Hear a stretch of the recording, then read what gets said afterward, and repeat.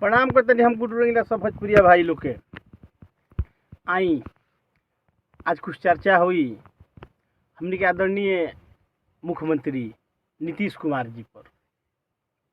बड़ी घड़ी बात विवाद चलता, वहाँ के मुँह से विधानसभा में कुछ ऐसा चीज़ निकल गई जे पर बड़ी बात विवाद मैंने खूब चलता अभी आज के डेट में। अच्छा कोनो बात ना, देखी होला ऐसा इंसान बा, इंसान से गलती हुई, काहे हुई जानते नहीं। एगो तो पहले कि मुंह से निकलल बोली आ बंदूक से निकलल गोली वापस तो नहीं हो सकत। देखी एमे बा का सबसे बड़का चीज बा कि भगवान में आ इंसान में का फर्क बा। भगवान में इंसान में सबसे बड़का फर्क बा कि भगवान से गलती ना होला। आ हमनी के इंसान कलयुग में यही खातिर जन्म ले लेबे कि हमनी से गलती हुई। एकदम कन्फर्म बा कि कलयुग में जो जन्म ले ओकरा से गलती होखबे करी। हो गई इनमें का हो सकता जानते नहीं कैसे।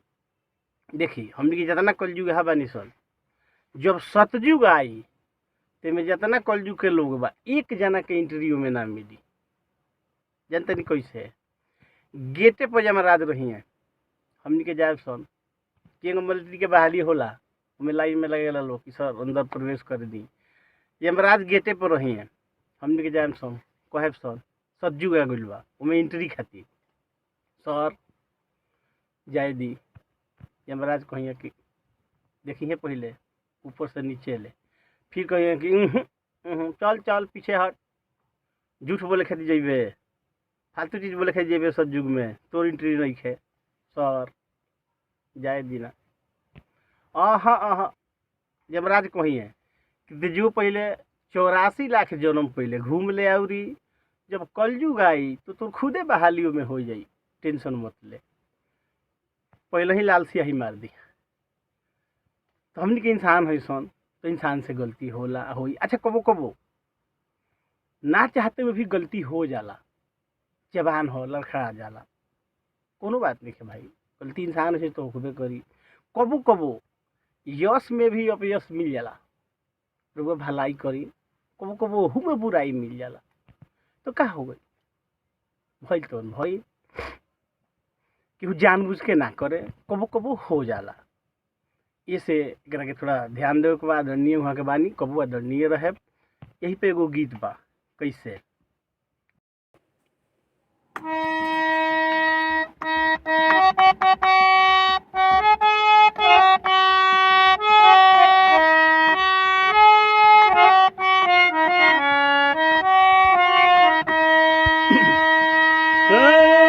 अरे कैसन बतिया बोलनी चाचा लागल सबके दुखावा।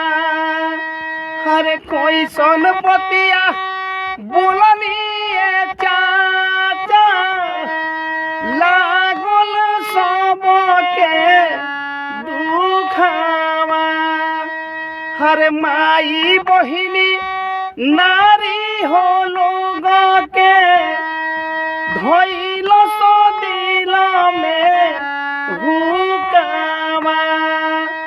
हर माई बहिनी नारी हो लोग के धोइल सो दिल में हुकामा।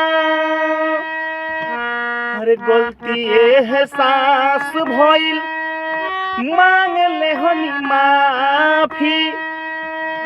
गलती एहसास भइल अरे मांग ले हनी माफी।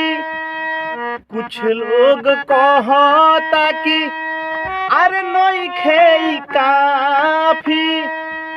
कुछ लोग कहता कि अरे नइखे काफी।